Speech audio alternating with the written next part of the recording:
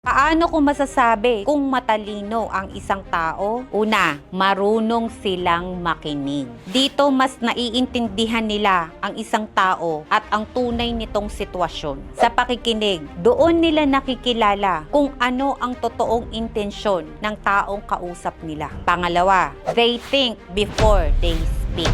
Pinag-iisipan nilang mabuti bago nila ibuka ang bibig nila. Hindi yan mapagbigay sa opinyon dahil alam nila ang bigat ng bawat salita. Kaya pagdada ng dada yung kausap mo, alam mo na. Panghuli, they value privacy. Hindi yan nagbo-broadcast basta-basta kasi hindi nila obligasyon na ipaalam sa lahat ng tao kung ano ang plano nila. Dahil once na malaman yan ng ibang tao, masisira lang ang diskarte nila. Hindi sa lahat ng sinasabi nasusukat ang tunay na talino. Dahil ang tunay na matalino, alam niya kung kailan lang dapat magsalita at kung kailan lang dapat manahimik. A smart person knows what to say, but a wise person knows whether to say it or not.